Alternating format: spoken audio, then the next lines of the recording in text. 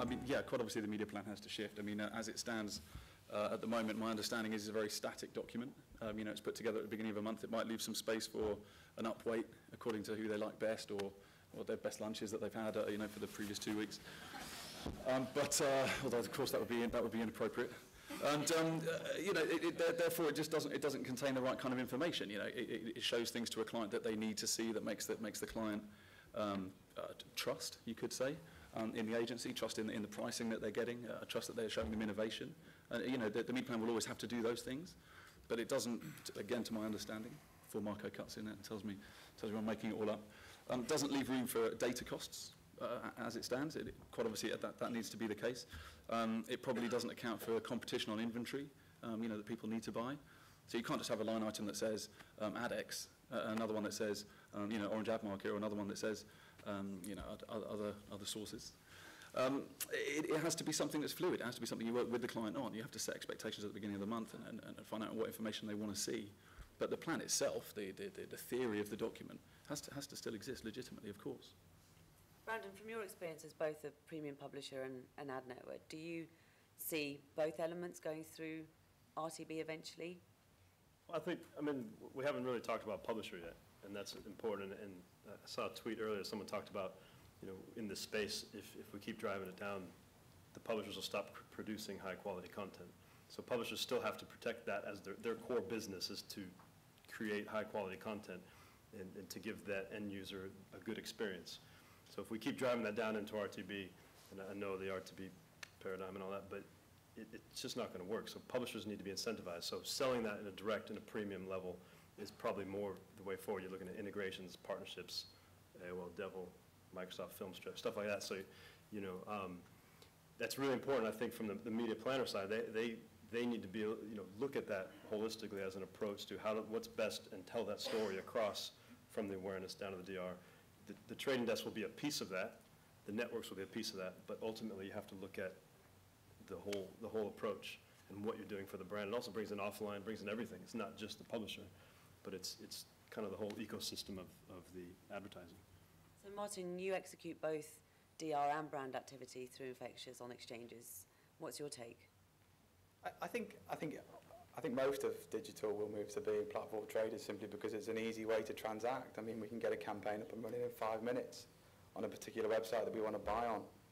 And that's a big change. I got a media plan emailed to me the other day from an agency, and it was just, I found it really antiquated actually. I mean, that's unfair because I'm a specialist, but it was a number of websites. When I printed it out, like 70 pages came out of the printer by mistake, and there was like hidden columns. And that's not the way things are going to be done. But I think one thing that we're seeing is that we're starting to plan activity with different attributes now.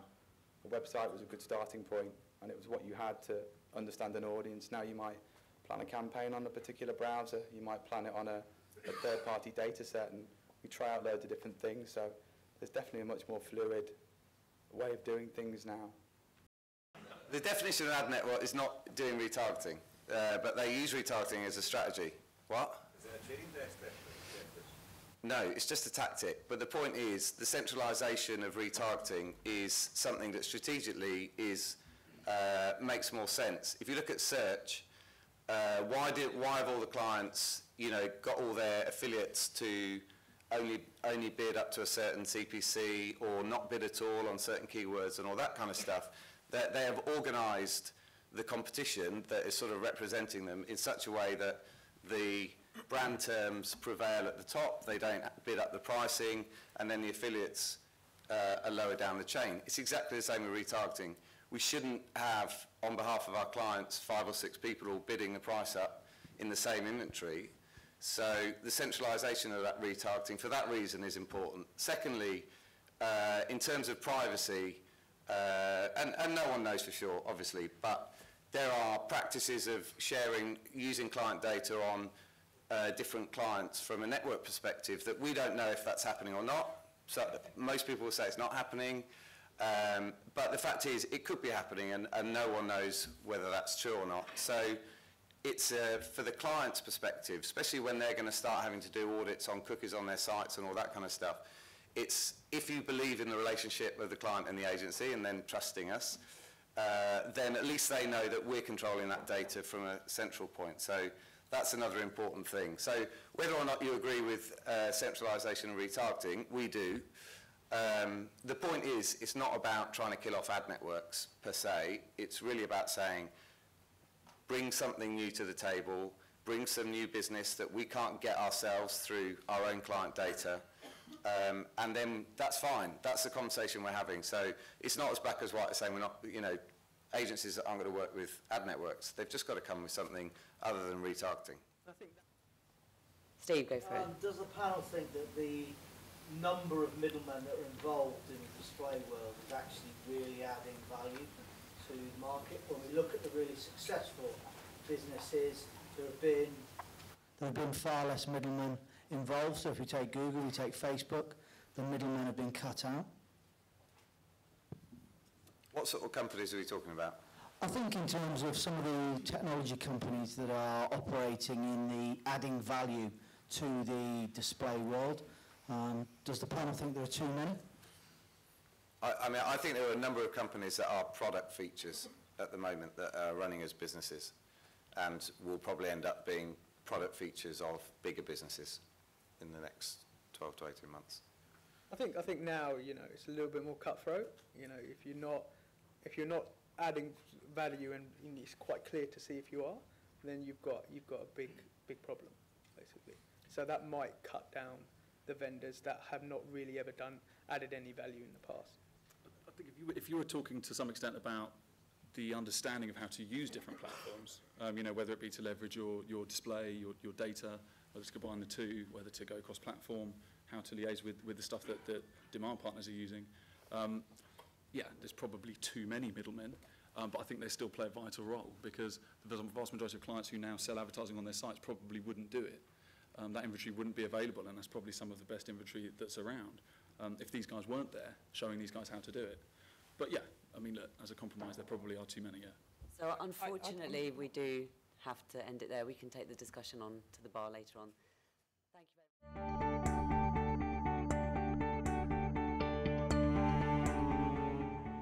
The first question, how does a publisher make money in the real-time channel? What do they need to do? What models will work best? And Martin, we'll start with you first because you're doing some cool things over in Holland. It's a small country. Go for it. Well, we started about 2 years ago with basically a sell-side platform, not something that's really special, but I think the thing you're referring to is we noticed one thing. We have enough impressions. That's not an issue. We're bringing about 1.2 billion impressions to the market each month. We had a big issue with demand, so we came up with the idea to start our own ad network, and we started to buy impressions from our own exchange. I think 2 months after we started with AdMeld, and that's working out really great. We can see that bringing demand to the table works in every way. eCPMs go up. There's enough competition. The Netherlands is still a market that's in motion, so when another big publisher starts working with RTB or with an SSP, we have no bad influence of such things because we have our own demand. Mm-hmm. We noticed that in January, as an example, one of the networks shifted literally all of their budgets to another publisher. Our eCPM went up. So, yeah.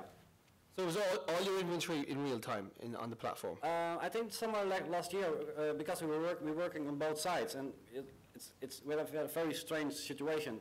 AdMeld started to enable our inventory for RTB, but as a network, I found out that some of my ad sizes weren't RTB enabled. So I gave a quick call to Tom somewhere. I said, you know, you have to fix something because I can't buy my own leaderboards. So yes, that because of we're working on both sides, we enabled all of our impressions 100%. Yeah. So we have 7 exchanges. How about an 8th exchange? How about we build a pan-European publisher exchange? How do we all work together and we build our own exchange? So Yahoo, Microsoft, AOL announced that Tier 2 partnership during the week. How about Martin and the Daily Mail and the Guardian get together and build a pan-European exchange? Do you think that would work, Jonathan? Would Criteo like that, to have that kind of demand available? I mean, I think at the end of the day, the exchange is just technology. Yeah. So we hook into lots and lots of different technology ways to buy. In general, we're in favour of real-time bidding. It's one efficient way. There are a number of other ways that you can buy in real time and say, I want to buy this in particular impression. So I think from a publisher perspective, that doesn't really matter. What matters is how do I think about what I make available, to whom do I make it available, and with what sort of pricing. And what I always say, we work with a lot of the sort of premium publishers across Europe and elsewhere, is all the old rules still apply. So if it didn't make sense before to sell this to that person at this price because you are cannibalizing your direct sales force, the fact that it's all RTB and really fancy still doesn't make sense. If, on the other hand, clearly you're going to access new demand that you couldn't get before, and in a way which is very efficient, because suddenly you don't have to deal with all the IOs and everything that Jay was talking about, then that makes a lot of sense. And so fundamentally, whether it's all on AppNexus, or all on AdMeld, or any of the rest of it, or on 5 different platforms. Oh, Rubicon, sorry. Rubicon, it doesn't make that much of a difference. As a buyer, honestly, from our perspective, we're very happy to be hooked into half a dozen. Clearly, I don't want to be hooked into 100. It's really more about figuring out with the publisher, does it make sense, and do you want to work with these people, and what are the rules that you want to put in place? That would be my perspective. Do you think is this achievable? Do you Well, think? it might not be an exchange, is what I'm thinking. It might be something where there's more agreed standards between publishers to work to, where you actually introduce interoperability between them, where you do have common IDs about users, you do have common protocols for communicating stuff, and you do perhaps facilitate sharing of data across publishers to double and treble the value of the user by saying, well, we saw them here, there, and the other places. So it may not be the traditional exchange where inventory is bought and sold. It may be a cooperative arrangement where, some standards are introduced. Well, as you know, I totally disagree. You totally disagree? Yeah, no? Yeah. Why? I mean, I came in my hotel yesterday, and I already had problems understanding the guy who was behind the desk when I tried to check in. So, how can I mean, Europe is great, but there are different cultures, different languages, so an exchange per country will definitely work, and I think it's even a big solution to another big problem we're facing. When our publishers are starting their own premium private exchange, we will end up with, about the same situation as we had a few years ago, and that's for all the trading desks and agencies that have to buy at several exchanges. But if you could give the publishers in this room advice about how to play in this space, what would you say? Briefly.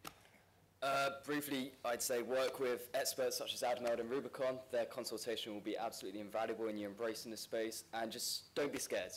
Dive in and just realize that this market has created so many opportunities, but the publisher still has complete control. And with anything in this space, you've got to test, analyze, and then go from there and improve it as you go. Okay, Jonathan. Understand where the demand is coming from. There's definitely incremental demand, but there's also, there are risks here like anything else. So think about it, figure out where there's incremental demand and go after it, and understand that this whole thing is new and is going to expand with you over the next year or two. Tim. I'd say to understand that you need to sell different things for different prices to different people at different times. And that's as true in the traditional channels as it is in RTB. Once you understand that in the traditional channels, then you can quite quickly translate a new way of working into exchanges, and you get a blur of your inventory mix. Tom. I've got to echo what these guys have said. I mean, that's exactly it. You've got to get in and do something with it, but remember what your rules were before you started and try to apply them as well. Martin? Yeah, well, he was referring to Rubicon. I would say, okay, give a call to AdMeld and AppNexus, because they work great for us, and dive in. Okay. Ladies and gentlemen, please put your hands together for the publisher panel. I do apologise for this, but we are constrained for time. Guys, thank you very much.